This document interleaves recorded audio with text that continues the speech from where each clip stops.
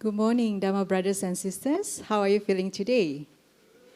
Good. Good to see very good crowd here today at VF. So, any one of you first time here? Oh, hi, welcome. Welcome to Buddhist Fellowship. Yeah.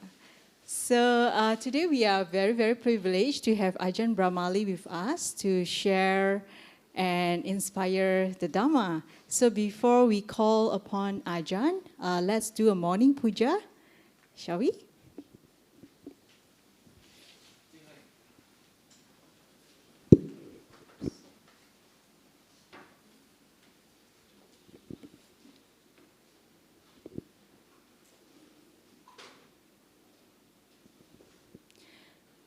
Salutation to the Triple Gem. Let us pay respect to the Triple Gem.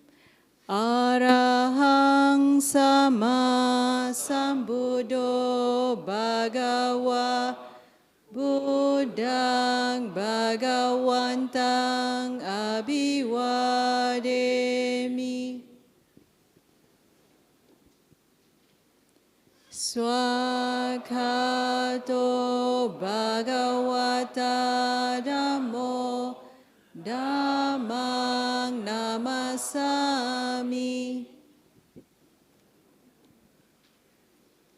Supatipanno Bhagavato Sāvaka Sangho Sanghang Namami. Please put your palms together to partake in the offerings to the Buddha. The offerings of the 5 items allow us to express our gratitude to the Buddha and serve as a symbol to help us remember the teachings. Please join wholeheartedly and read the verses together.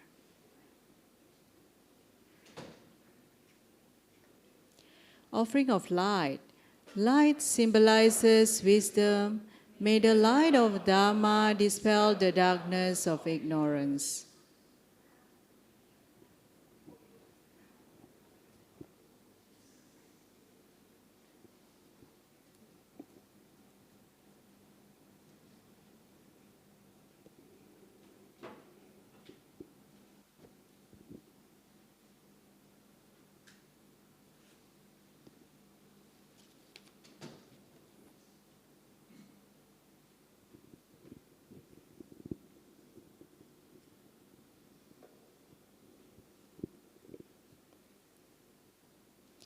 Offering of incense. Incense symbolizes the fragrance of pure moral conduct. This reminds us to cultivate good conduct.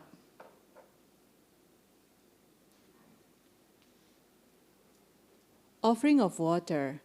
Water symbolizes purity, clarity, and calmness. It reminds us to practice the Buddha's teachings to cleanse one's mind, which is full of desires, ill will, and delusions, to attain the state of purity. Offering of fruits. Fruits symbolize the ultimate fruit of enlightenment, which is our goal. They also remind us that all actions will have their effects. Offering of flowers. Flowers symbolize impermanence.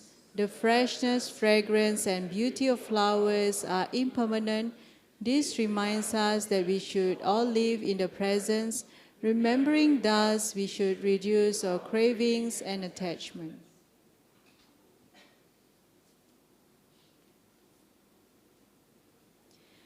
Let us pay homage to the Buddha.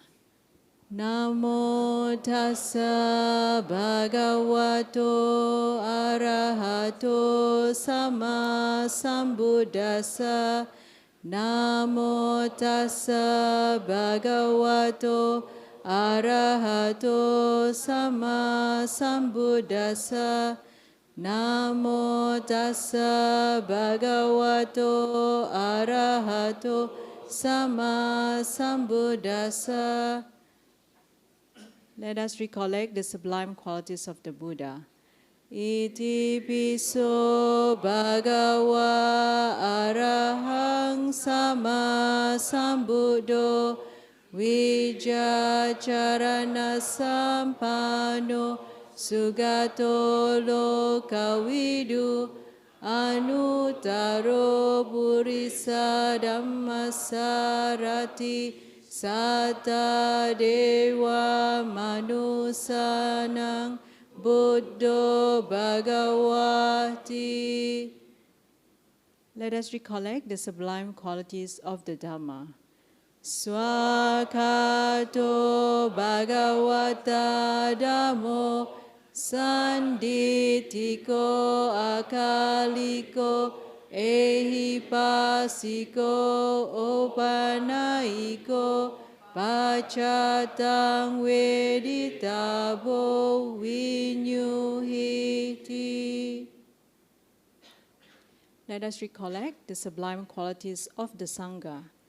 Supatipanno bhagavato sāvaka sangho Ujupatipanno bhagavato sāvaka sangho Nyaya patipano bhagavato sāvaka sangho Samici patipano bhagavato sāvaka sangho Yadidang cattari purisa yugani Atha purisa pugala Esa bhagavato sāvaka sangho Ahuneyo, Bahuneyo, Dakhineyo, Anjalikaraneo,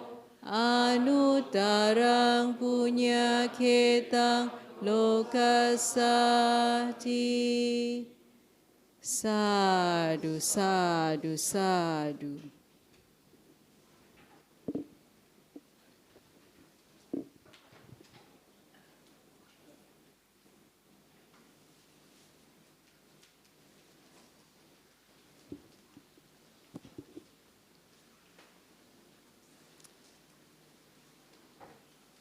Okay, good morning. I think, can I just invite you to maybe move forward a little bit just to allow people, latecomers, to come in. Yeah, maybe you can also move around here as well, if you don't mind. Oh, some space at the side as well. Yes. Okay, welcome again, everyone. My name is Rana. I forget to introduce myself. So today we are very privileged to have Ajahn Brahmali, who will be sharing with us on the topic of insights. There will be another talk at 2 p.m. So please join us for the afternoon talk as well. Just a short introduction of Ajahn Brahmali. Ajahn Brahmali was born in Norway in 1964. He first became interested in Buddhism and meditation in his early 20s. While on a visit to Japan, after hearing teachings from Ajahn Brahm, he decided to travel to Australia to train at Bodhiana Monastery, where he took full ordinary in 1996 with Ajahn Brahm as his preceptor. 2023 is Ajahn Brahmali's 27th year as a Buddhist monk. Wow, 27 year.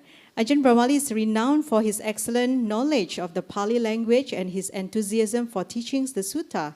He's also well known as a scholar of the Vinaya, the monastic rules and procedures, which he's currently translating into English.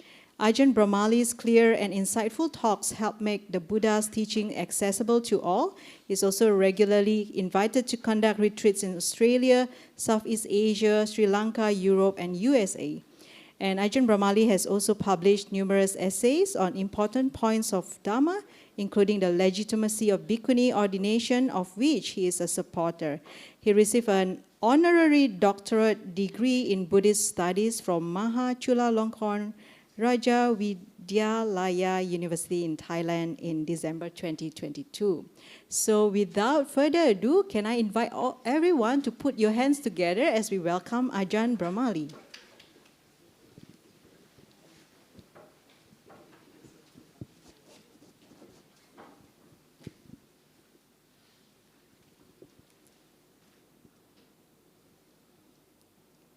Welcome, Ajahn Brahmali.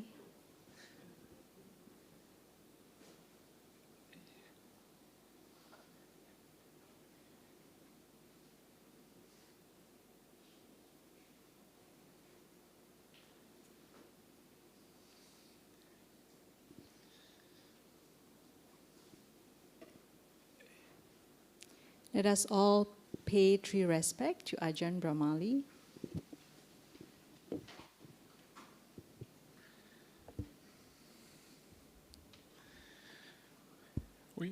Okay. All right, everyone. Good morning. Hello. Morning. Ajahn, can we request you to... Sorry. That's wonderful. Yeah. Well, you do want to offer this one as well, just in case. Yeah. Sorry. Excellent.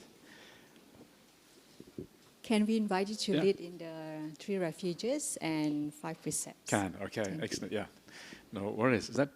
No. Can't see very clearly. So, okay, good everyone. So nice to see you all again. So we're going to have do the morning in the usual way, 3 refuges and 5 precepts, and then after that is the Dhamma talk. Is that right? Yeah, okay. So we'll see what happens. So meditation first, like a short meditation, and then Dhamma talk afterwards. Okay, get the sequence right. Okay, excellent. So I'm going to start off by saying the precepts and the refuges, and then please wait, I'm finished, and then you can go afterwards. So here we go. Namo tassa bhagavato arahato samma sambuddhassa. Namo tassa bhagavato arahato samma sambuddhassa. Namo tassa bhagavato arahato samma sambuddhassa.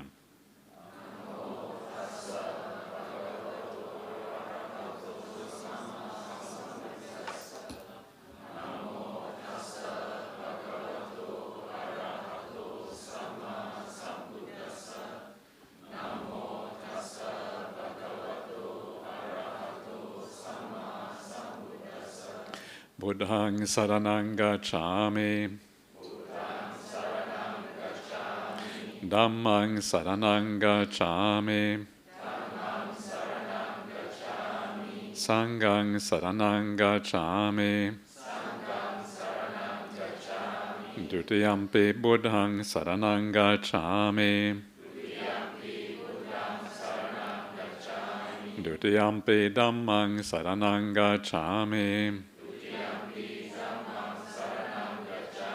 Dutiyampi sanghaṃ saraṇaṃ gacchāmi. Tatiyampi buddhaṃ saraṇaṃ gacchāmi. Tatiyampi dhammaṃ saraṇaṃ gacchāmi. Tatiyampi sanghaṃ saraṇaṃ gacchāmi. Saranagamaṇaṃ nittitaṃ. Pānātipātā vērapmani sikāpadaṃ samadhiyāmi.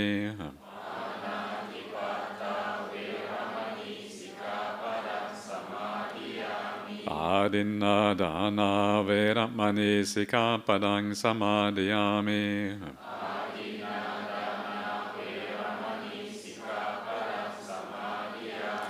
Kāmesu miccācara vērapmani sikāpadaṃ samadhiyāmi.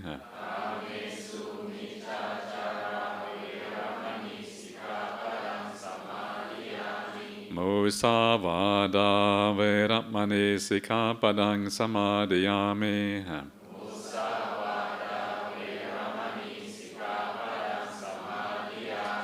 Sūrameraya majjapamādātāna vērapmani sikāpadaṃ samadhiyāmi.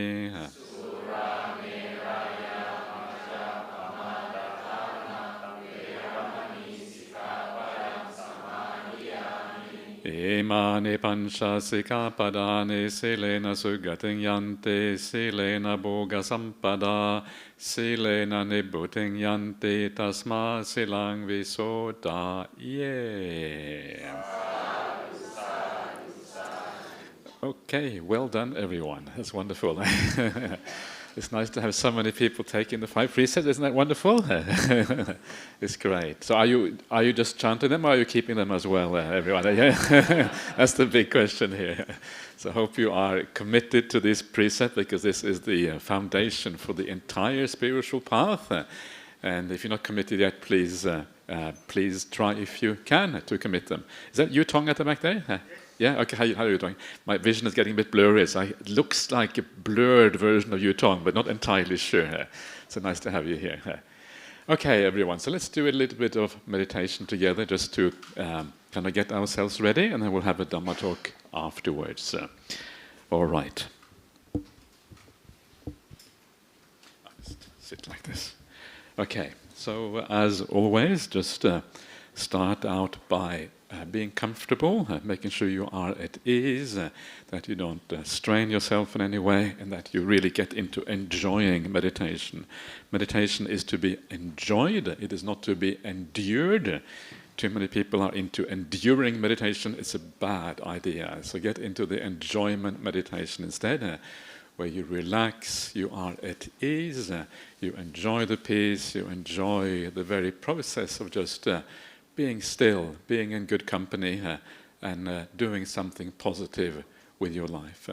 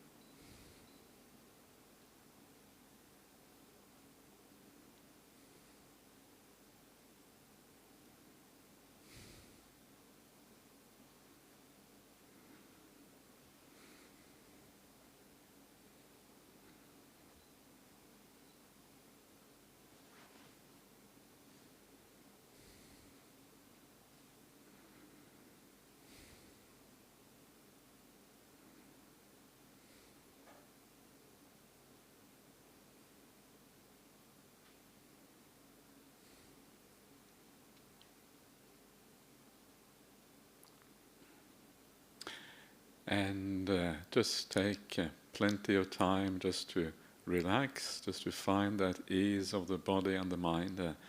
And the fast way is always the patient way. Be patient, remember that you are like a passenger on a train. Passengers don't drive the train, passengers just enjoy the view out of the window. And that is your job, to enjoy the view on the train, without taking charge of the process, but allowing the process to unfold.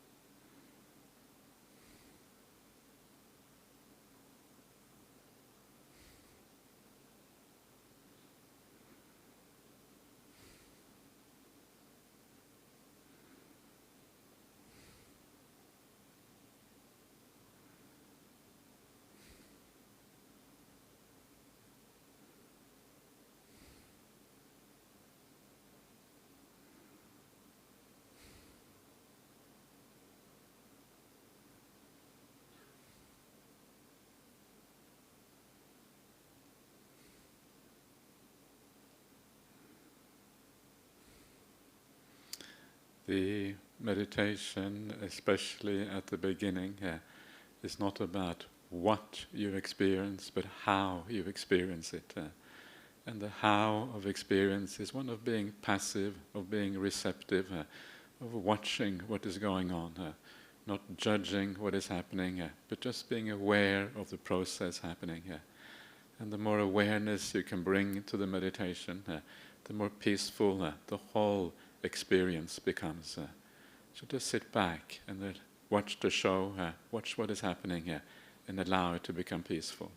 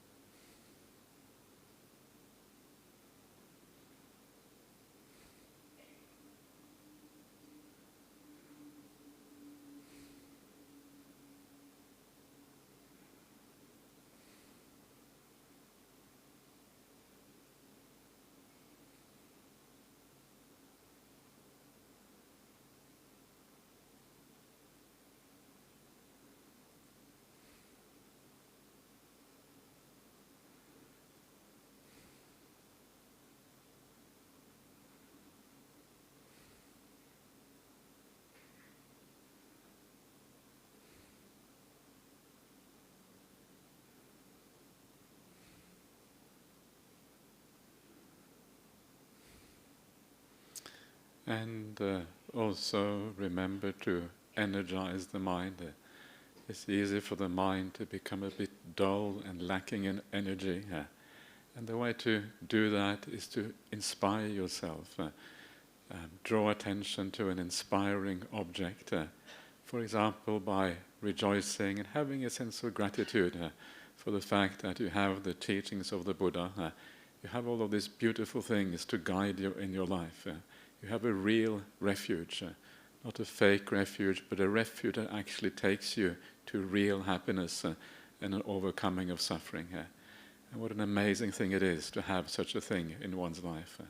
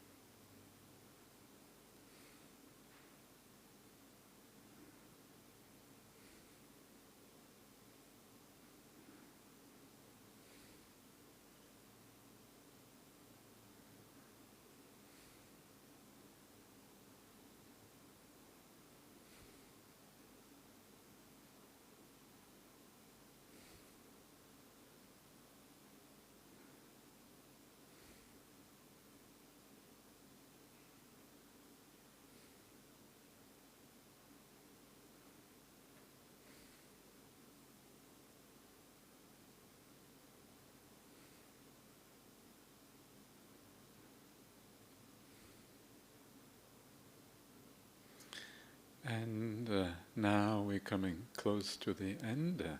Not quite there yet. Just hold on a minute or two.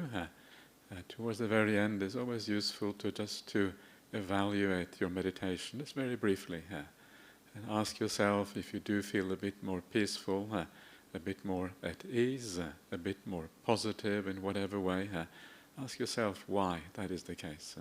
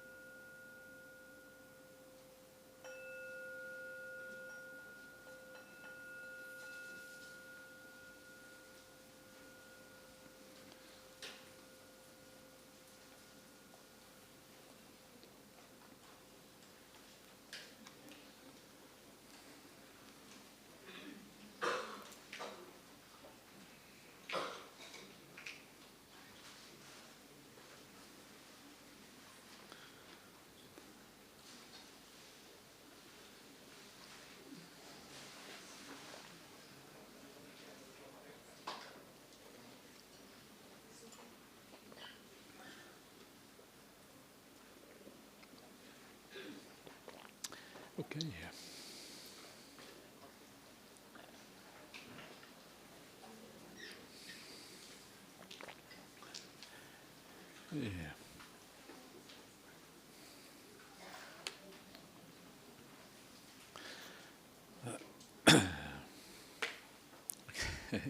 Very good. Oi.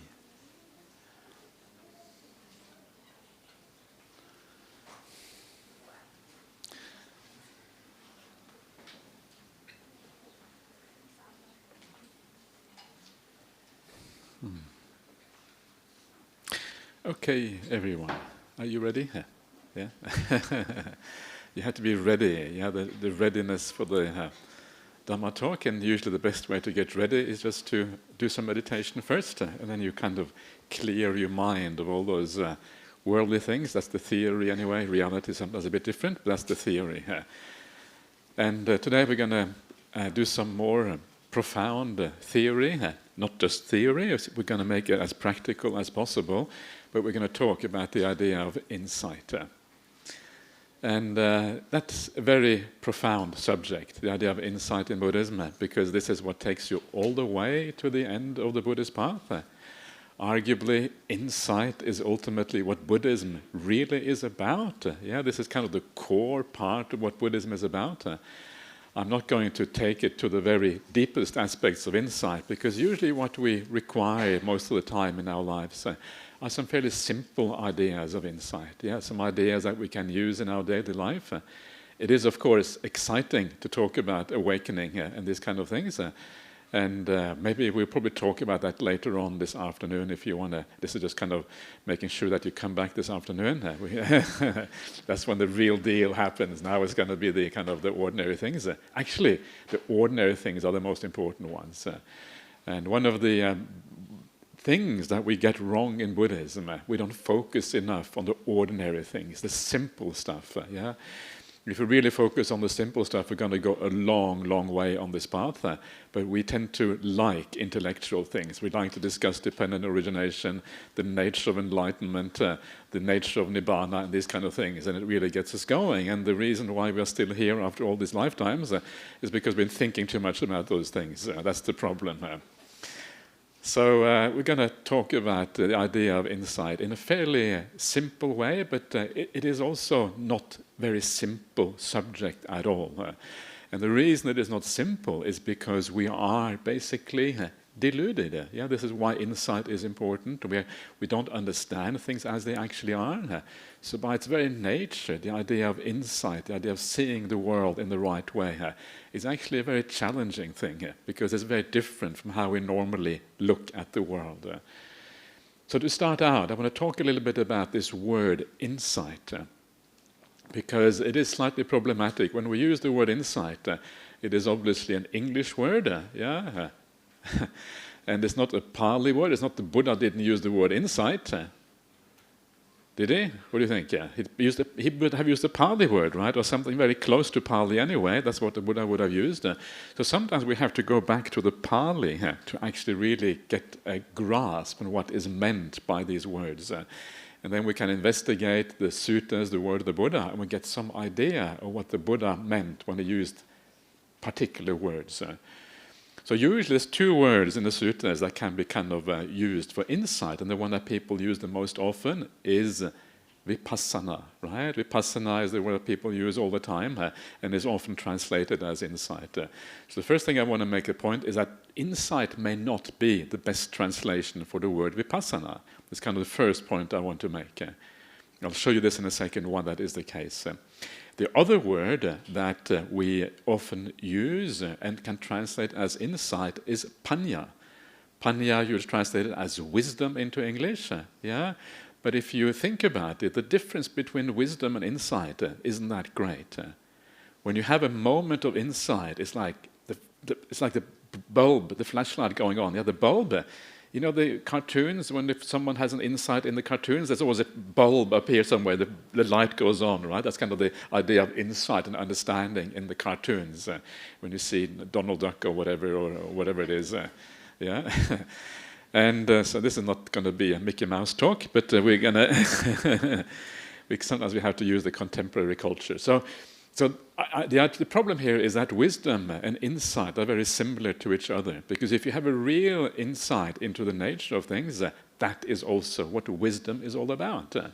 And so there is very little distinction there between these two. So when you read the suttas, one of the things that the Buddha says, he says that Vipassana leads to Panya. Yeah, so this thing we call Vipassana leads to Panya. So we can't translate both of them as insight, because then we get insight leading to insight, and then we have lost something in translation, right? It doesn't make any sense anymore. So really, the way of thinking about Vipassana, instead of thinking about it as insight, a better way of thinking about it is as clear seeing. Yeah, you see the world clearly, and as you develop the idea of seeing things clearly, gradually it makes way to become wisdom in your life. It starts to crystallize, it starts to make sense, and occasionally you have a deep transformation within, when suddenly you see the world with fresh eyes, and that is the moment when you have wisdom, insight. The real insight happens from the idea of seeing clearly. So our primary job in this path is to see things clearly. Yeah, you can see sometimes the word is used in this way in the suttas as clear seeing. For example, you have the idea of vipassi. Vipassi is one of the previous Buddhas, and vipassi is very similar to the idea of vipassana. And he was called vipassi because he was watchful, right? If being watchful does not mean insight, being watchful means seeing things clearly. So seeing clearly, we're on the right track when we use that. So this is our job, to see things clearly. And remember that seeing things clearly is a gradual thing. Yeah? It doesn't happen all at once, or maybe it does towards the end of the path, but it's gradual. We start off and we don't really see things very clearly at all. Actually, sometimes we see things a little bit clearly. That's why we are all here. Yeah? Otherwise, we wouldn't be here if we didn't see anything clearly at all. Unless you think that Buddhism is something it is not, and you come here for the wrong reasons. That happens sometimes, right? People come and they listen to a Dhamma talk and they think, wow, I didn't come for this, and they leave, you never see them again. That's it, finished. This happens sometimes. That's kind of interesting. But people who have been on the Buddhist path for a while, they know some aspect of these teachings, they already have a bit of clear seeing.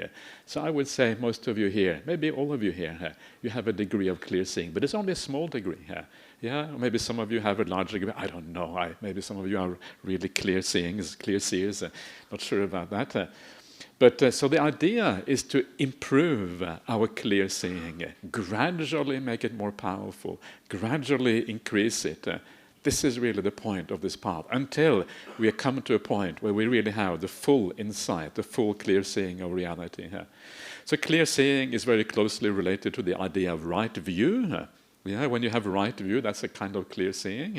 It is related to the idea of confidence in the teachings of the Buddha. It's related to the idea of wisdom. All of these things are related to each other. And all of these things we are trying to develop and lift up and change. Like gradually we abandon the delusion, the false seeing of the world, and we move towards more clarity, more clear seeing as the process goes on. So this is something that we need to develop on the path. Clear seeing gradually emerges when we develop it in the right way. It is not something that is either there or not there. It's a gradual movement. It's like it's a gradual awakening, if you like. Yeah, and then at the very end of the path, there's like a sudden awakening. This is one of those great debates in Buddhism: gradual awakening versus sudden awakening. Here, which side are you on? Gradual or sudden? Have you got I'll tell you the answer. They should be on both, both sides, because it's both gradual and sudden. That's what's interesting about this awakening stuff. Yeah, it's gradual, and suddenly, bang! It's sudden at the very end. Suddenly, it's sudden. Yeah, okay, that makes sense, I suppose. So it's gradual and sudden. So we do, and so a very important part of this thing that we call spiritual practice is actually to learn to see the world anew, to change our habits, to change our outlook. And as we do that, this is how gradually our views of the world, our insight, our clear seeing of the world, it becomes more and more aligned with the way the Buddha saw the world. This is really what we're trying to do, align our vision with the way the Buddha saw the world. It's a gradual process, a gradual waking up. So why does this matter so much? What is actually going on here? And what is going on is that we are very biased in the way we see the world. We have a very distorted outlook on reality. And that distorted outlook is really driven by craving, by attachments, all of these kind of things. Because craving makes certain demands of us. Craving says, look at the world in this way. I don't care if it's false. Look at it this way. That's what craving says. Yeah, think of this as happiness. If you do this, you are going to get happy. Yeah, this is what craving tells us. And very often we know that it is wrong. Yeah, we can tell that from our experience. Especially when you have lived for a while, you know that, okay, if craving tells you when you get this kind of car, you're going to be happy, you know craving is lying. Yeah, okay, maybe the first car, you think that. But when you come to your third or fourth car, you know, it's going to be a little bit of satisfaction, a little bit of happiness in the beginning. Actually, let me get rid of cars altogether, and chuck out the car. And in Singapore, it's quite nice to check out the car, isn't it? Because Singapore, you have the MRT, you have, it's a fairly small place. And so, check the car out and let's go walking and bicycling and using the MRT instead. And if we have to, there's always taxis available. I don't have to worry about a car. It's so expensive anyway, isn't it, to have a car in Singapore? So better use that money for something else. So this is the nature of reality. The nature of our perceptions and understanding of the world is driven by our cravings. Our craving demand that we see things in a certain way, that we see happiness where maybe there is no happiness, that we see beauty where maybe there's just fading away and not so much beauty, that we see a self where maybe there is no self. This is what craving demands of us. And because craving demands this of us, and because we are the slaves of craving, you remember that you are the slave of craving, right? This is a very important point of Dhamma. We think that craving is our servant. We think that craving helps us to get the things in life that are important. But no, it's the other way around. Craving is the master. You are the slave. You become restless, agitated, running around in life. Why? Because of craving. So once you become peaceful in meditation, you start to realize why craving is the slave driver, because actually now you're happy when you actually abandon that craving a little bit. But the main point here is that craving distorts our view of the world. We don't have clear seeing, we have blurred seeing instead. And sometimes that blur is very, very powerful. All you can see is like this kind of, like you're looking through a veil in the world. The Buddha is often said to be the one who draws back the veil from the world. It's one of the ways it is expressed in the suttas. It draws back the veil so that everyone has a chance to see more clearly.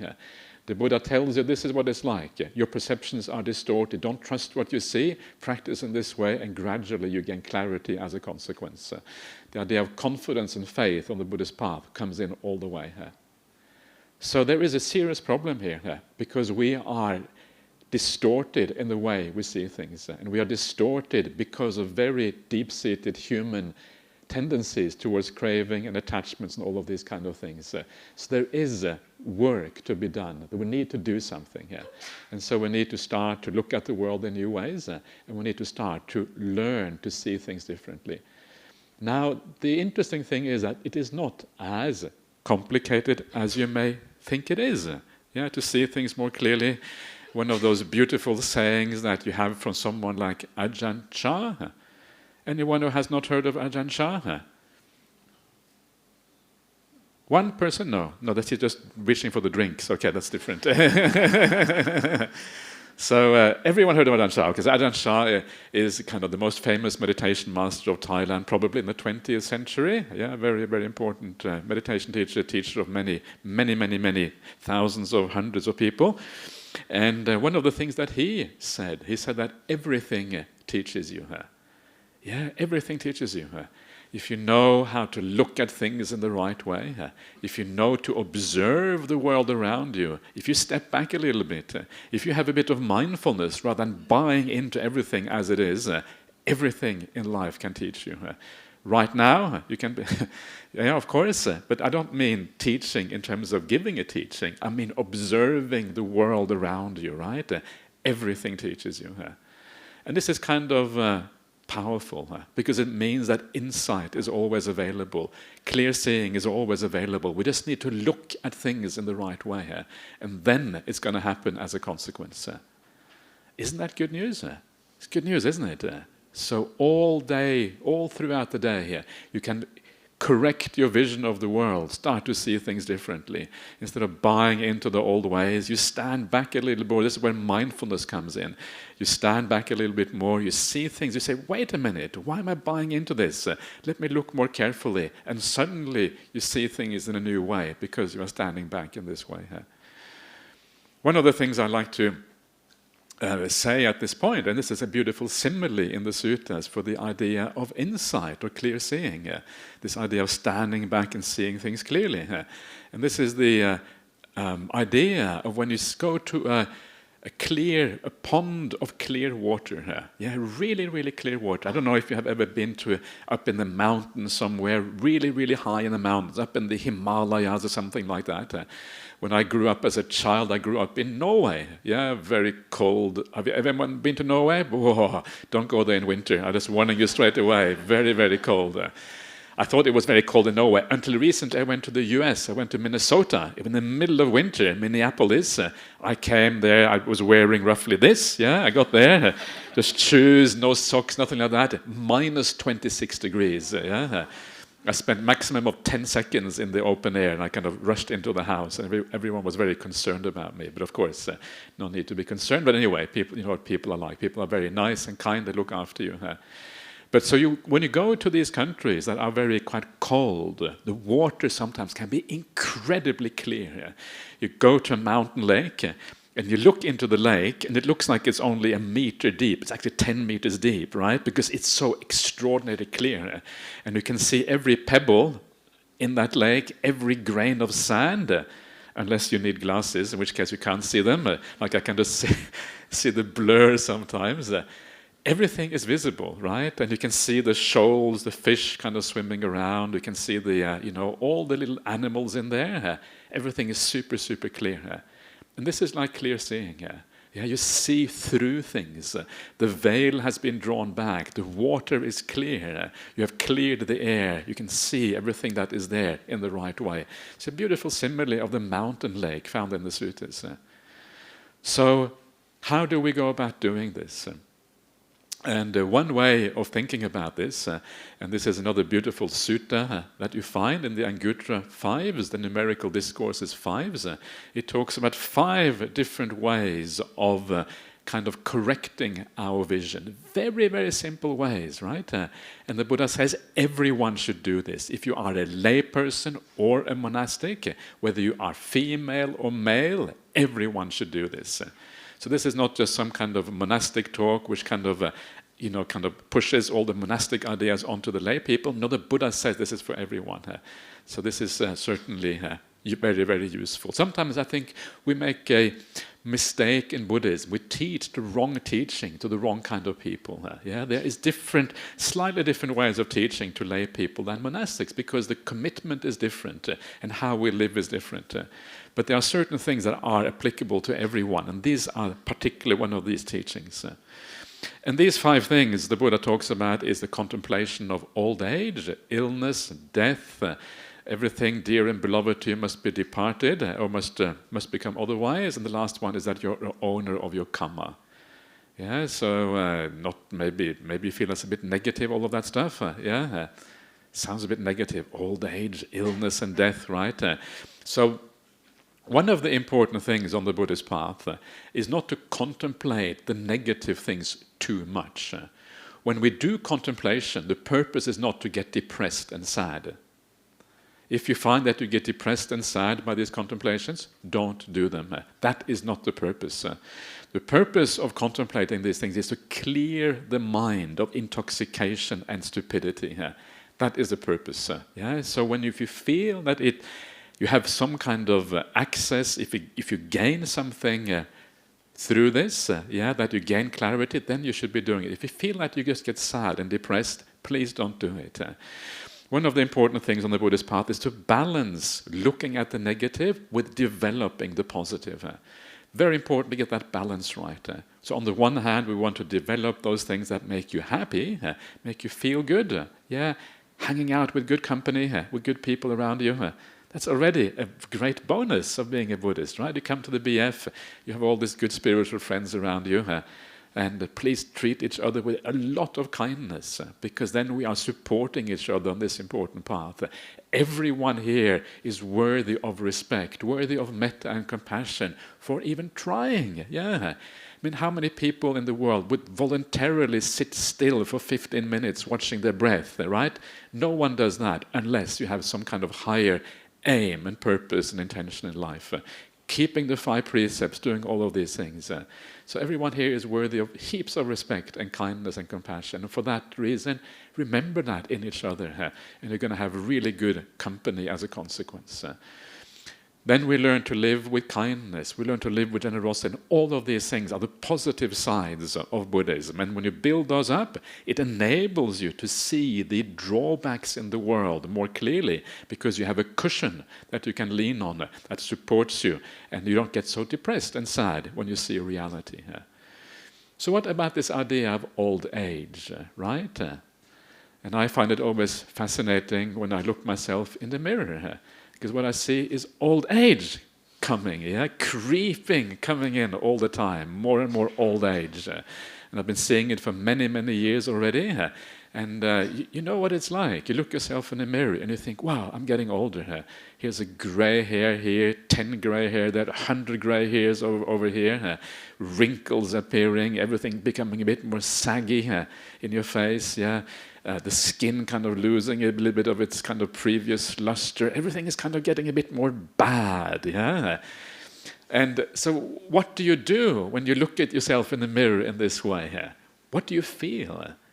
And the initial reaction for most people when you see that you're getting old, the initial reaction is kind of, oh, don't want to see it. It's painful. You don't want to see these things happening.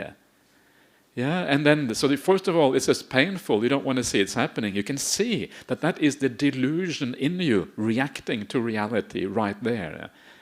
Because you should really know that you're getting older. It's bleeding obvious you're getting older.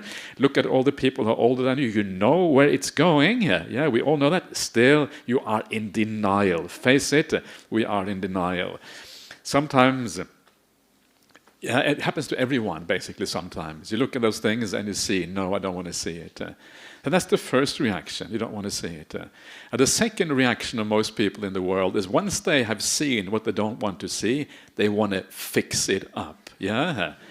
Bring some makeup, bring Botox, and Botox and makeup and maybe some plastic surgery or whatever is going to make sure that these things called old age is kept at bay. This is denial plus extra denial on top of denial, right? This is the reality of it. And I was going to ask if anyone here has had Botox, but I'm not going to ask that question. Because apparently it's becoming quite prevalent, I understand. Yeah, all kinds of people take these things these days. I wonder if any monks have taken Botox. That would be that would be interesting. That would be like super denial. And this is what our world is like, yeah. And so you try to deny the fact that actually are staring you in the face, quite literally, when you're watching yourself in the mirror. You don't want to see these things, and you do everything to get out of that reality. You're hiding the reality. And of course, what happens because you're doing that, you don't really approach this thing we call clear seeing at all. And because you haven't got any clear seeing, you make bad choices in life. The purpose of seeing clearly is to be able to make good choices, right? If we deny reality, if we have wrong views, if we don't understand what is going on, you're going to make choices on bad views and on wrong information. If you make choices on wrong information, you're going to make bad choices. If you make bad choices, you're going to suffer. It's as simple as that. And you know this is true. It's obvious. If you make any kind of bad choice in life, you always suffer as a consequence. Yeah, you get on the wrong MRT train. Yeah, it takes you to Woodlands instead of to BF. Right? You miss out, and then you feel really bad. That was because of wrong view. You thought that train was going to take you to BF. No, it's going to take you to Woodlands. Woodlands is way up north, right? Yeah, okay, so I got that right. Okay.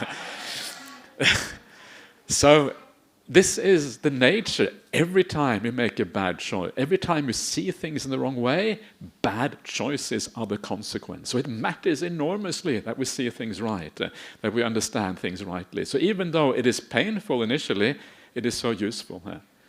So next time you look yourself in the mirror, and what you see, your initial reaction is often going to be, oh, don't want to see that, yeah, because it's kind of painful to see a reality. You have to become almost like fully enlightened to be able to just accept these things as they are. Yeah? So what you should do next time is stop.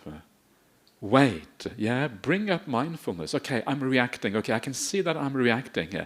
But let me just observe this for a while. There's gray hairs coming out. There's a few wrinkles happening here. Yeah, things are becoming a bit kind of saggy. Things are not really the way they used to be before. Stay with that for a while and allow it to sink in. And if you start to feel sad about it or depressed about it, stop, because then it's not doing the job it's supposed to be doing. But if you can stay with it, and what you feel is that you gain a degree of clarity by watching, because you are releasing some of your attachments and craving, then it is doing its job in the right way. The problem is that we are intoxicated with the way things are. We think that we're going to be youthful. Yeah, we know we're not going to be youthful, but we don't know it very deeply. That's why we are shocked when we see ourselves in the mirror sometimes. So the idea here is to let go of some of that intoxication, let go of some of that wrong view. And when we let go of that, what happens? We become more peaceful. Yeah, and when you become more peaceful because you understand the nature of this body, you also have less interest in this body because you realize it's out of control. It's heading down the wrong track. It's going to oblivion, and it's going to end up at the crematorium in a little pile of ashes. How much are you going to, look after this body? It leads to a degree of clarity when you do it the right way. And that clarity then makes you make new choices in life. What are those new choices? Those new choices are, well, instead of being obsessed with the body, instead of being obsessed with all of these things, you start to understand, actually, I have to look for happiness somewhere else. Where is that? On the spiritual path. That is where real happiness is to be found. Because you are the owner of your karma, and your spiritual qualities, that is what you take with you into the future, not the body. So it's beautiful once you start to get this right. Yeah, it is incredibly powerful. It heads you off in the right direction. You give up those things that are not really all that important. So don't be afraid of these things. Yeah, these things that may seem so painful, once you get it right, once you start to correct that vision, once you start to get more clear seeing, This is small-time insight, small-time clear seeing, but probably some of the most valuable kind of insights that you can have, because these have real effect on your life. People sometimes think, I'm going to have real insight, I'm going to sit down, close my eyes, enter a jhana, come out and become an arahant afterwards. But this is not how it works. You have to start with the small things. These are the things that lay the groundwork for the big insights later on. Simple things, obvious things. This is what is important. And you can do this throughout the day, because these are kind of ordinary insights. So old age. What about sickness? Similar kind of thing, right? When you get sick or someone in your family gets sick, straight away you think, oh no, you're getting sick, that's bad, right? Okay, let's take you to the doctor, let's find those pills that are required to make you happy again. I know what it's like when I have a tiniest cough. I get this whole bag, everyone comes with a bag of medicines. Okay, Venerable, you need some medicines. There's something is wrong with you. And that's very sweet. I have to say, it's incredibly sweet to see how supportive people can be, right? They're really concerned for you. And that's wonderful. But also, sometimes, instead of actually going straight to the medicines and straight to the doctor, stand back a little bit. Allow it to sink in. Okay, this is sickness. We are trying to hide it, trying to avoid it, trying to fix it up, as if sickness is always fix-upable. Fix-upable, you know that word? Okay, just new word right now. Fix-upable. So is sickness always fix-upable? And of course it isn't. Sometimes you have a chronic sickness, or you have cancer, or you have something like that, and it cannot be fixed. And not only that, but sicknesses always recur. Okay, we had COVID just now, 3 years of COVID, and people are really fed up with COVID, and then suddenly a new COVID comes, right, just around the corner. Are you ready for the next COVID? Probably not, but you should, right? Am I ready for next COVID? Actually, COVID was quite nice in Perth, really kind of peaceful and nice. So I think I'm ready for the next COVID. But that's me being in denial, about the reality of COVID. So instead of always trying to fix things, because fixing things gives us the illusion that we are in charge. It's like fixing up old age through Botox. It's like fixing up illness through medicine. Straight away go to the doctor. It gives us the illusion that we are in charge, that we can control these things, when actually we can't. And instead of that illusion of trying to fix everything up, is to see the reality. If you have a physical body, you're going to get sick. That's the nature of physical bodies. They get sick sometimes. And it's just absolutely unavoidable. It can't be otherwise. And this is, this is what Ajahn Brahm always talks about when he says that you should, when you go to the doctor, you should never say, oh, doctor, I'm sick, something has gone wrong, I'm sick. You should always say, something has gone right, I'm sick. That is when you're not in denial. And so Ajahn Brahm can be funny, and he says things in a funny, and it's not he's always funny, but he says things in a way which seems so understated. He tells a story here. But I really recommend you to listen to those stories. The idea of going to the doctor and saying, nothing has gone wrong, everything has gone right. Actually, it's a very profound teaching. It's about not being in denial. It's about really understanding the nature of the body. And again, just like with old age, when you see that in your body, that actually it's this nature to get sick. At the moment you see that, you become much less interested in this body, because you realize it's out of control. You realize you have no idea when it's going to come to an end. You don't know when you're going to die, basically, right? It's so uncertain. Sometimes I think about myself, okay, where is the cancer here? Probably it's cancer in it. There is cancer in it. We know that already. The question is it developing in the wrong way here? My father died of cancer. My sister died of cancer. It's in the family, in the genes maybe. So where is it? Sometimes it's good to think like that, because it actually makes you be more realistic about what's going on. And again, it clears out the nonsense. It clears out the delusion. You see more clearly what is going on. You take less interest in the things that you know are inherently going to go wrong down the track. Again, it steers you onto the spiritual path. It clears away the intoxications. I'm healthy, I'm strong, Actually not so strong anymore, but used to be more strong. But anyway, strength always declining. This is part of old age. Strength going down, yeah. Muscles becoming less and less, and just wrinkles and saggy skin taking over instead. That's kind of the reality of old age. All right, we can deal with that. So, yeah, so again, less interest in these things. Then there is dying, of course. Yeah, dying is a similar kind of thing. Yeah, the idea we tend to be in denial of death. I did teach this here a few years ago. This was a newspaper article, some research that I saw had been done in South Africa. And this was research about what happens when you read that someone dies in a newspaper. Yeah. Very interesting research. And what happens when you read that someone has died in a newspaper is that you kind of other it. It's different. It has nothing to do with me. Other people dying, nothing to do with me. Just people die, but they are stupid. They don't know what they're doing. I know what I'm doing. I'm exercising. I'm eating the right thing. I'll be okay. They kind of, they are obviously foolish. And so there is this separation. When you see someone else dying in the world, you separate it out as if it has no relevance to you. This is what almost everyone does. I don't know what you feel when you read someone has died. It's like, yeah, someone has died. Okay, next, please. Yeah, you don't feel that it is relevant to you. But that actually is a delusion. Because when you read that someone has died in the paper, and this you can read this every day. Someone has died. Yeah, people die obviously all the time. And maybe we should have some kind of, maybe that's a good idea for the BF. We should have some kind of, when anyone in the BF dies, yeah, Ratana, is that right? Yeah, okay. I'm so afraid I'm going to get the name wrong. I get very embarrassed, but Ratana, okay. So you are taking over for Ai-Ling today, is that right? You are Ai-Ling for the day? Yeah, okay. So this is an idea for the BF, yeah? Whenever anyone dies in the BF, you should make a big notice of it, yeah? Someone has died, right? And something, it could be you underneath, right?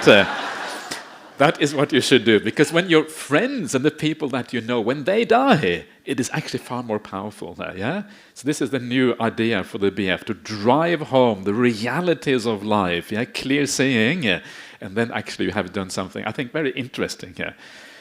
So this is the thing, when we read in the newspaper that someone has died, yeah, we should not other it. We should not make it something that is separate from us. That person could be us. People die in all kinds of ways. We can also die in all kinds of ways. So when you see someone dying in the paper, actually take it in. Stop for a second. Reflect on what is going on. This is the nature of life. That could be me. Yeah, and this drives home the point that there are so many different ways that people die in this world. And sometimes people just drop dead on the street for no apparent reason whatsoever. That could be us. And that kind of makes it very clear again, this idea of being intoxicated with being alive, intoxicated with doing things in the world. When the world can stop at any moment, it doesn't make any sense anymore to be intoxicated with that. It clears out the mind. It makes your priorities much more clear. Live with kindness. There's no time for an argument. Imagine that you have an argument with someone and then you die straight away afterwards. You will feel terrible, right? You cannot afford to have an argument. All you can afford is to say kind words to the people around you. Because if you say something kind to someone, then you can die. You can die and you feel good in your heart. Yeah? Then you can have a good death as a consequence. Such simple things, but so powerful. Another example, sometimes we talk about the fourth one as about everything that is dear and pleasing to you will become otherwise. Sometimes look for the cracks in the world. Look for things falling apart. Look for the paintwork kind of starting to peel in the building. I'm looking for the peeling paint. Actually, this is pretty well kept up, so there's not much peeling paintwork here. Actually, at the back wall, there, as you can see, there's a few spots on the wall, right? So, got you right there, okay? So, this is the nature of everything in our world. It crumbles, it falls apart, the paintwork starts to peel, you start to see cracks in the buildings around you, in the world around you. This is just one of the things that are dear and pleasing to us. Our home is crumbling. So when you see that your apartment is starting to crumble, the paint is coming off, there are cracks in the wall, things aren't the way, when the moment you see that, usually again, first of all you get upset, yeah? Oh no, the paint is coming off, the painter didn't do a good enough job, yeah? Who is responsible for this? Someone did something wrong, that's why the paint is coming off, yeah? Whatever, you try to control the world. You think that you can control it in such a way that actually these things don't happen, yeah? And then you try to find a solution, right? Okay, we're going to fix it up. And again, you are really in denial about the reality here. But then stop at that point. Stop. Watch what is going on. Understand that this is impermanence in action. Of course your apartment is crumbling. Of course the paint is coming off. This is the nature of things. If you had an apartment where nothing came off, that would be only happens in fantasy land. Yeah, happens maybe in Hollywood, but does not happen in any kind of real life. Happens in cartoons, but not in real life. It happens in some kind of utopia, but utopian, of course, don't exist. So it is real, and what you see there is that you see the crumbling of the world around you. I remember, I actually used to live in Singapore. I lived in Singapore back in 1990. It tells you how old I am. I lived back here in 1990. And Singapore was a very different place, yeah, almost 33 years ago, whatever. It's a very, very different country. There's an enormous number of new buildings around you, and some of the buildings have disappeared. Everything is always changing, moving around, and part of that is the crumbling nature of the world. Yeah, and if you are attached to the things that crumble in the world, yeah. If you go back to the place, very interesting. Sometimes I go back to the place where I grew up. I grew up on this little street in a suburb in Norway. That's where I grew up. Yeah, very kind of it's nice. Yeah, it was a nice place to grow up. And then when I go back now, I think, what did I grow up here? It looks so alien. It looks so strange. It's so weird. It's a completely different place than what it used to be. Yeah.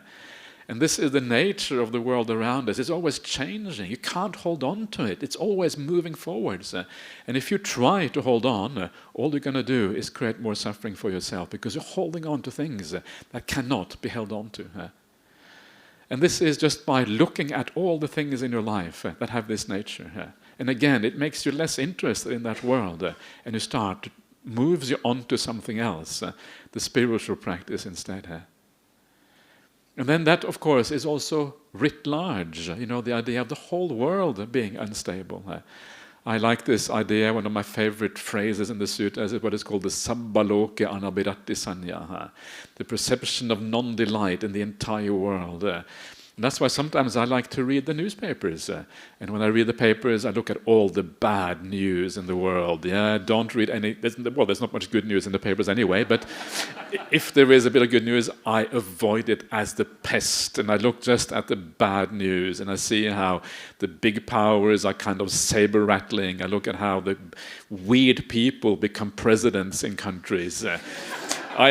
I look at all the instability, the wars, and all of these things, and I remind myself that this is actually what the world, this is a very important part of the world. There is happiness in the world as well. In fact, there's probably more happiness, but I need to remind myself of the instability so that I can actually get that whole world at arm's length because it is out of control. Big time instability, big time unreliability. So this is how we start to reflect on life. Yeah, very, very simple and very kind of basic. But and then as you do that, something changes inside of you. Your life takes a new direction. You start to prioritize new things. But as I mentioned initially, one of the important things here is also to contemplate the positive side of things, get insight into the positive side of things. Yeah, and getting insight into the positive side of things is to look at what happens when you do live in a more spiritual way. What does it feel like to be kind to another person? What does it feel like when you really come from your heart and you say something beautiful to someone? Thank you so much for being my friend through all of these years. You have no idea how much it means to me to have a friend like you. What does that feel like? And when you do that coming from your heart, it feels beautiful. Yeah, it feels very powerful. And you start to understand the power of virtue and kindness in your life when you do that. Or you just bring a cup of coffee to someone. Thank you, Ivan. And that's kind of a beautiful thing. And when you do that coming from your heart, you brew something kind to someone, right?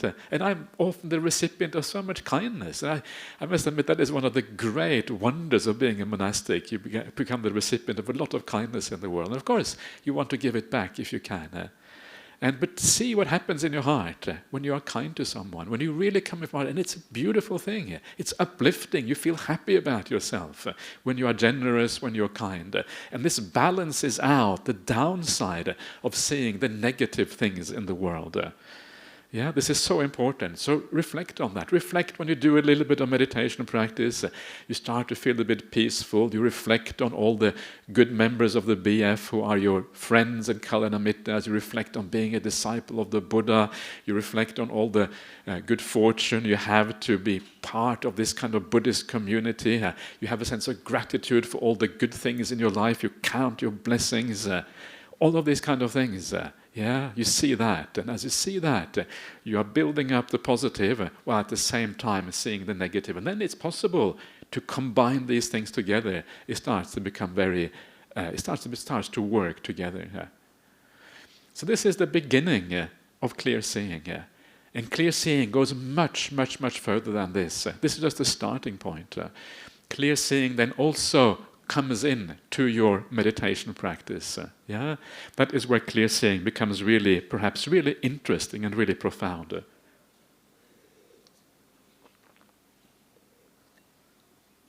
So what does it mean when we have clear seeing in meditation?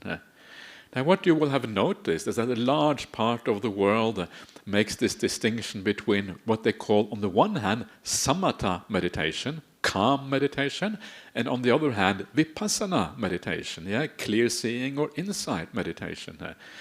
And this is really just a marketing ploy, because vipassana meditation sounds good. Insight meditation, yeah, I want insight, right? But it's really a marketing ploy, because actually the Buddha doesn't make this kind of distinction. The Buddha just says there is meditation, or actually the Buddha says there's just the practice of the Noble Eightfold Path, and the practice of the Noble Eightfold Path has two results, samatha and vipassana, calm and clear seeing. So these are the two results of practice in the Noble Eightfold Path. Yeah, this is what comes out of it. And so these things are really results of the path rather than practices that we do. It's a very important point. If you start to look at how the word samatha and vipassana is used in the suttas, they are used as a compound. They always go together, samatha and vipassana.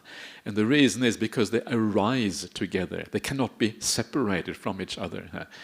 I'll talk more about this afternoon, because then I'm going to have a look at a few real suttas of the Buddha that discuss these matters in more detail. Yeah, so samatha and vipassana, they actually go together. And this is very, very interesting, because what it means that when you are practicing like we do here, just calming down, just relaxing, maybe watching the breath a little bit, you are also practicing vipassana. Why is that? How can that be? How can you just watch the breath and practice vipassana? Everyone says that watching the breath is samatha. Surely it is samatha, you become calm. And the reason why it is the case is that because when you practice the meditation, or you practice the whole Noble Eightfold Path, whatever it is, well, one of the main things that we're doing when we practice the Noble Eightfold Path, including meditation, is to reduce the defilements of the mind. Yeah, we are trying to reduce the greediness of the mind, the ill will in the mind. This is a very important part of being virtuous, of being kind in the world. And when you are reducing the ill will and the greed and all of these over-the-top cravings, when you reduce that, because these are the things that actually distort your perceptions, as I was saying in the beginning, this is what distorts your outlook. By the very fact that you are reducing these things, you are seeing things more clearly. Yeah, so the moment you do a little bit of kindness, you avoid killing other people, don't kill too many people, right? This is kind of one of the precepts, so remember that. When we start to avoid doing the bad things in the world, actually we are purifying the mind. That purification of the mind is, by definition, is an act of clear seeing, because the distortions of the mind are going down. So this is what happens in meditation. And this is why samatha, calm, and vipassana always have to go together. Because by reducing the defilements of the mind, by becoming more peaceful, you will, by definition, see more clearly. And the way of looking at this, and this is the way I always like to teach this, is to remember that the cause for calm and the cause for insight is exactly the same thing. Right? What are the causes for calm and insight? And the cause for calm is a reduction in defilements of the mind. Why is that? Because if your mind runs riot with defilements, with desires and all kinds of things, you're not going to be peaceful, because desires are always in the future, desires are always restless, desires are always agitating. So the only way that you can become calm is by reducing the defilements. When the defilements go down, when you're watching the breath, you start to become peaceful. This is the nature of watching the breath. It actually helps you to get rid of defilements, because you're no longer feeding them. You become peaceful. But as I just mentioned before, clear seeing also needs the reduction in defilements, because the defilements are what distorts your perceptions and understanding of reality. Right? The desire drives you to see things that are not there. Desire drives you to see ghosts, even though there is no ghost. Sometimes people say, I saw a ghost. Are you sure? Or is it just a desire that made you see that ghost? Uncertain. Maybe sometimes it is a real ghost, yeah? But if it is a real deal, then just be kind, and then you're in business. So defilements are what stops us from seeing clearly. It stops you from being calm. So if you meditate in the right way, and the defilements go down, it must have two results: calm and clear seeing. Samatha and vipassana, they actually belong together, because they come from the same cause, which is a reduction in the defilements and reductions in these distortions in the mind. And this is where then meditation comes in. And this is where insight starts to happen through meditation practice. You just watch the breath. You just become calm. And at the end of the meditation, you ask yourself about clear seeing. You ask yourself, what happened? How do I feel now? Why do I feel this particular way?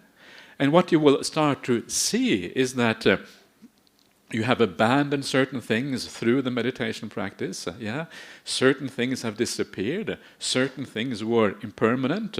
The reason why you are more happy now is because craving has died down, because you have no ill will, because you have metta and all of these kind of things. And you start to see the connections. You start to be able to draw the dots between the various points. You can draw the lines. You can see the connection between things. And you start to understand where real happiness is to be found and where suffering is to be found. This is what you understand through your meditation practice. And this is very, very important insight, to really understand where happiness is to be found and where suffering is to be found. For me, it's kind of one of those beautiful ways of thinking about the idea of right view. Often we wonder what right view is. Rebirth, karma, believing in spontaneously risen beings. Maybe? Or maybe not. Okay, well, I'll leave that one for later on to contemplate that one. But really what right view comes down to is understanding the distinction between happiness and suffering. Where to find happiness, where to find suffering. That is really what it comes down to. Why? Because we all want to be happy. We all want to avoid suffering. This is the real right view. And this is what you learn in the meditation practice. You calm down, you start to understand about suffering and happiness. The clarity of your mind, the clear seeing, becomes more powerful through that practice. You review what is going on. You see the things that you have abandoned through meditation. You have abandoned the thinking mind. The body is fading away. The senses are becoming weaker. There's less defilements in the mind. And you think, yay, all of these things are gone. Wow, so happy here. Because these things are gone. These things are nuisances. Nuisances. Yeah. Is that a plural word? I'm not sure anyway. Whatever. The language is weird. So, and this is where insight then becomes compounded from what you were doing before. Before, when we started out, we're starting to get clarity about things, and etc., etc. We are contemplating old age, sickness, and death. And what we are really contemplating, and this may be surprising to you, what we actually are contemplating at that point is, are you ready for this? The 5 khandhas, the 5 aggregates, is what you actually are contemplating, even when you are contemplating things like illness, old age, and death. Yeah? When you come to your meditation practice and you start to see things fading away, it's the same thing, more of the same, but in a more profound way, still just contemplating the 5 khandhas. What are the 5 khandhas? The 5 aggregates? Well, this is basically what we are as human beings. And what we are as human beings is basically experience. You are experience, right? If you look at what you are, well, it's just one moment of experience after another. That is what we are. That is what the world is. That is what we get insight into. All of this is insight into experience, the 5 khandhas. And it goes deeper and deeper in this way, starting out with the very simple things, reflecting on the nature of life, then moving into meditation practice, where we see these things more deeply. The nature of the body, the nature of the senses, and all of these kind of things. And then eventually, the meditation is so profound, so deep, that you actually see these things fully. Full insight into the nature of experience, understanding ultimately why it is unsatisfactory, why it is impermanent, why there is no essence to this experience that we have. This is ultimately what you see as you go down that path of insight and clear seeing. And that is where you get the real profound experiences of the nature of reality.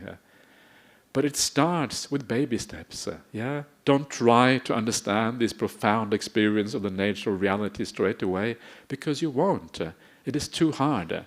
Start with clarifying the simple little things in life. And as you clarify the simple little things in life, the things that actually are very important, the full understanding of the nature of dying and old age actually will take you almost to awakening itself. These are very, very powerful insights, even though they're also very simple. That is what we should be dealing with. Then you're going to have a long, very successful life as a Buddhist, and you're going to go a very long way on this path. All right. All right? Maybe not all right. Maybe the opposite. So we have another few minutes. I think I'm supposed to eat at 11:30. Is that the program? Yeah, 11:30. Eat now. That's kind of this is what it's like when you work. But so I have to follow the schedule. So, but we have 5 minutes, so we can do some questions right now. Yeah. So if anyone has any questions on this, please, now is the chance to fire away. Anyone has any question?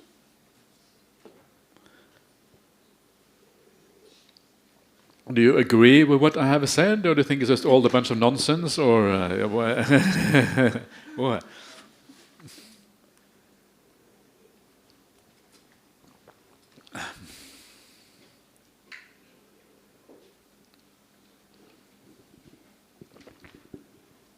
Bhante Brahmali, thank you so much for everything that you've said on insight. I wasn't even sure that I was coming this morning. Okay. When I looked at the mirror, but having looked at the mirror, I said, I don't think I have very much longer to go. Uh-huh. There's too many white hairs. I better come and listen to Bhante. Okay. Yeah. I think that everything that you have said makes so much sense, especially talking about samatha vipassana as the result of deep, deep meditation, and then you get the insight, which is quite unlike what a lot of teachers say, that you want to go for insight meditation. Vipassana is almost like a goal, whereas it should be really, truly the result of deep, deep samadhi. And I have something to say about the image on the mirror. Why? Because I'm a plastic surgeon, all right? Okay. Retired one, so don't come to me, anyone. No Botox, definitely no Botox on me. But I think that acceptance is obviously the greatest thing when you look at yourself in a mirror. You cannot deny whatever is in front of you, right? But I think when you think in terms of the solutions, right? Yeah. I think that if your job demands that you look your best, then I think there is an indication for you to go and consult your plastic surgeon. Right? But I think that on the other hand, I think you just want to fight against nature, which is what you're saying, right? If there's no acceptance and you want to go against nature, right, then obviously that's not the thing to do, right? So I think that obviously, I think when you're approaching reality, as it were, you look at yourself, reality, then there are different things that goes through the mind. Yeah. Right? Yes. So no, it's a very, very important point, and I absolutely agree with you about that. What kind of surgeon are you? Well, what kind of plastic everywhere? That's a question that is full of possibilities. But I'm retired. Retired, okay. And I've just come back, in fact, from a mission to Laos to try and help. Ah, really? Okay. So I'm more a reconstructive plastic surgeon. Okay. I help the children who've been burned, who've come with very severe contractures in the body. Okay. And also children who are born with deformities. That's wonderful, That's absolutely wonderful. I have to really applaud you for that. I think that's a marvelous job and a very important job to have. And I have to say that people who are doctors in the world, being a doctor is actually such a... It's like, there are certain jobs in the world that are really where there's opportunity for compassion and care is actually very prominent and very powerful. And being a doctor is one of those things. I mean, there are many others as well, but being a doctor is certainly one of those. So I would say wonderful congratulations on having lived a life well lived and having done the good things. And I would also like to say that you are very right about what you're saying, that the motivation is really the critical thing on whether you're going to have plastic surgery or not. Even Botox may be okay during, given the right circumstances, because there are times when you actually have to look the part, or you have to do certain things. And if you're motivated simply by the fact that you have to do the right thing at the right time, of course, then that is not a problem. It is when you are in denial of reality, that is the motivation that is problematic. So 100% agree with you, and it's important to bring these nuances out so we actually understand that it is the driving force that is the problem and not the thing in itself. Thank you. Yeah. Thank you, Bhante.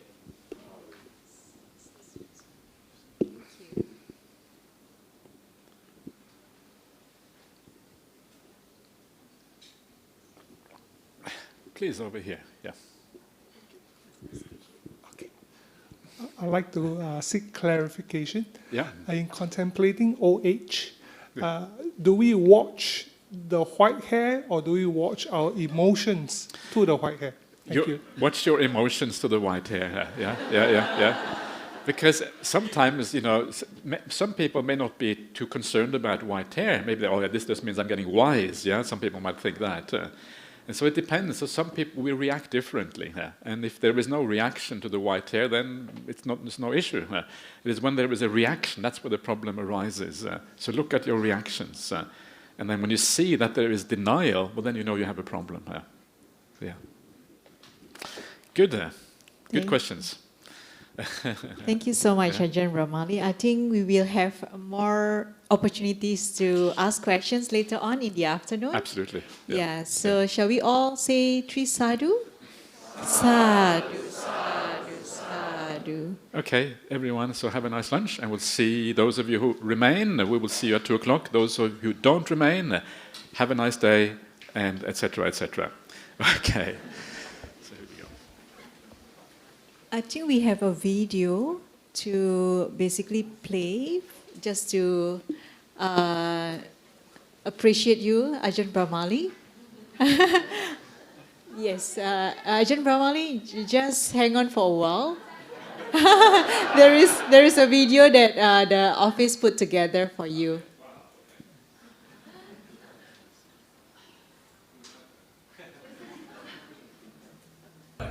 Invite people, other people would like to hang out.